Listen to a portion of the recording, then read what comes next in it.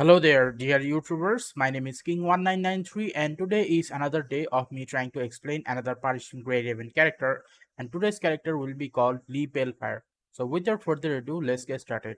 Now, do understand that this video is for the beginners, and in this video, I will be talking about which type of weapon resonance and memory resonance you should be using in order to maximize the overall damage output of your character.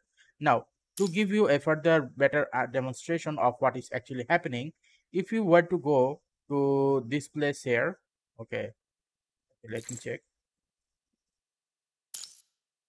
Okay, so if you were to go to this detail section here, this detail section is mostly made out of garbage.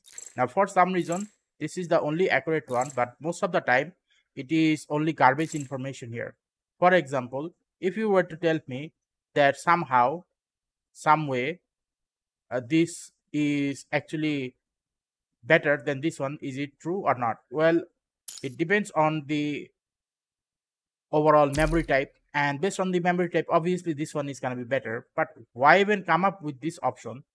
Because Palefire is mostly a fire damage dealer and not a physical damage dealer, so using this is totally a waste of time. Okay, so that's basically how it goes.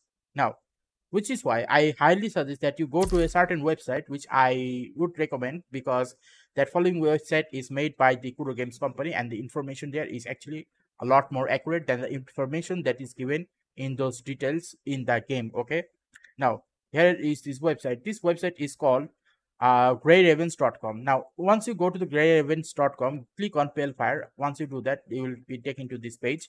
Now, Palefire is considered as a rank construct. Attacker class weapon is dual gun weapon.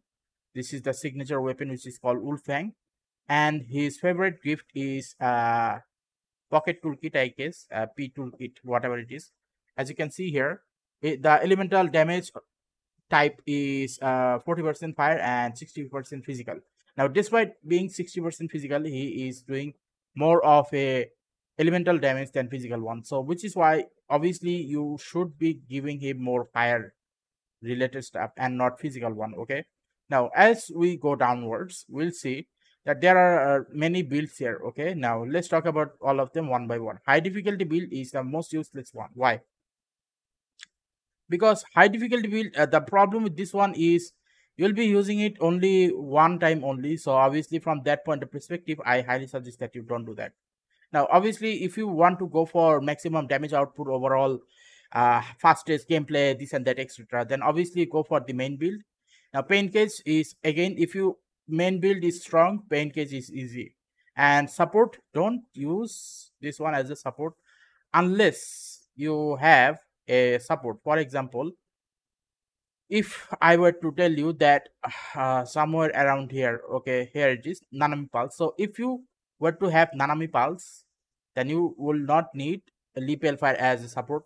But if you don't have Nanami Pulse, then you will definitely need Palefire as a support. So that's basically how it goes. Okay. Now, other than that, let's talk about the construct type. Now, I'll be talking about the main build, not any of the other. Now, in the main build, it is highly recommended that you use attack plus HP on the top and attack plus HP on the bottom. Now, in case if you're wondering where the memory resonance is gonna be, okay, so the Shakespeare set is gonna be on the bottom, and the 2 Darwin set is gonna be on the top, and 1 Shakespeare. Now, do remember, you must not mess this up. Darwin must need to be on the top, okay, and Shakespeare set must need to be on the bottom. Only 1 Shakespeare set on the top. Okay. 3 on the bottom, 1 on the top, and 2 Darwin on the top. Okay. Why? Because by doing so, you will overall maximize your attack percentage output. Okay. For example, if I were to tell you that Palefire is considered as an A rank construct, now this A rank construct, if you were to give a proper resonance of total 90 attack, then what will happen is this A rank construct will have a total damage output that of similar to that of a S rank construct. So from that point of perspective, whatever you do, do not mess up this combination here. Okay. And when it comes to the memory resonance, as you probably see, this is gonna be the main one. Okay. Now, other than that, the question remains is, okay, where is the weapon resonance? The weapon resonance for some reason is not given here. So I have to look for another alternative, and this is the one which I can come up with. Okay, now here's the thing. Uh, Deadline timing, matrix lightning, and glorious afterglow. Okay, now here's the thing. If you are trying to use Palefire as a DPS, which you are going to be doing for a long period of time, then obviously going for glorious afterglow is gonna be a lot more useful. Oh, sorry, it's gonna be the second. Okay, let me rephrase it. If you are going for a DPS one, what you need is ping, okay, or orbs, ping orbs, or whatever you call it. So from that point of perspective, deadline timing is gonna be the first important one. Now the second important one is going to be the glorious afterglow. Now, why would I say this? Because here is the thing. Final attack of the weapon increased by 30% for 8 seconds when 3 ping. So every time you do a 3 ping, obviously glorious afterglow is going to be having a lot more overall damage output. Okay. And when it comes to the last one I highly suggest is matrix lightning, because matrix lightning is something so let's just say triggering matrix is like triggering slow time or something. So whenever you trigger matrix, obviously the enemy's movement becomes slow, but that is in the important point. The important point is it is actually hard to activate it every time, because there is a cooldown gap, and because of that cooldown gap, you will not be able to activate this matrix time all the time. Okay, so which is why I'm gonna say in the following manner: the first best one for Lee Balefire is gonna be deadline timing, glorious afterglow, and then matrix lightning. Okay, now if you were to tell me, okay, then should the same be applied to Karina Amber as well? I think so as well.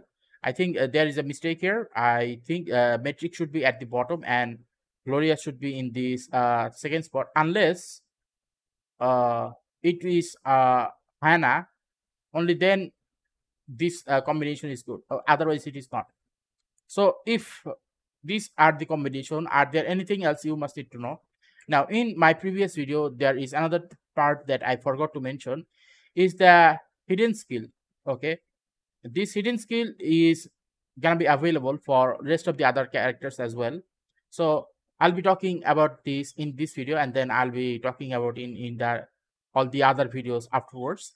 Now in the hidden skill, you can probably see that the best hidden skill for Leap Fire is yellow ping and then with red ping. Okay, by doing so, what will happen is there is gonna be large uh blast, okay, whatever it is called, the blast of fire damage in the spawn area. So basically what happens is the overall damage, fire damage output increases when you use one yellow and then one red orbs. Okay, so that basically how it goes.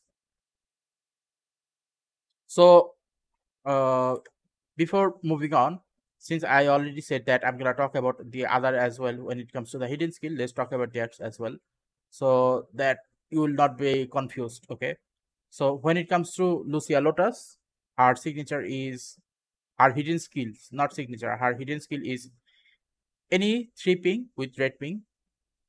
Leaf Eclipse is if you want to do massive physical damage to the enemy, then it is 3 yellow ping and 1 red ping. By doing so, she will be doing uh, 10 times the amount of physical damage in a white area. Like that is a lot actually. Okay, like how much a lot? Look, 600% of physical damage. Now multiply it by 10 times. That is 6,000% of physical damage. That is actually extremely lot, like extremely high. And if you were to give leave eclipse all of the attack and crit, then obviously that is gonna be extremely high as well. Now let's move on. This is for Nanami Pulse. Any 3 ping yellow ping. Okay, then there is Lucia Dawn. For Lucia Dawn, I think this is the most useless one. I do not know why, because overall lightning damage will increase, but the attack itself doesn't actually do any type of combination, unlike these 3 here. Okay, Now let's talk about the leaf flags. Now same issue as Luciadon. It marks the enemy, okay, and makes the enemy take a little bit hard lightning damage, but not as much as Nanami Storm, Eclipse, and Lucia Lotus. So that's basically how it goes. Anyway, so if you like this video regarding Lee Palefire topic on how to make him as efficient as possible, okay, the next thing I think I forgot to mention is when it comes to Leap Fire, you should be using Leap Fire as a main DPS, and then you will be eventually be getting Nanami Pulse as a tank, and then you will eventually get Sophia Silver Fang, a rank construct that will be able to provide you with healing as well as buff support. Okay, so that's how you will be using Leap Fire. Now if you find this video interesting regarding all of this topic, then please give a like and subscribe and click the bell notification icons to get more of this type of topic on a regular basis. Thank you and see you again next time.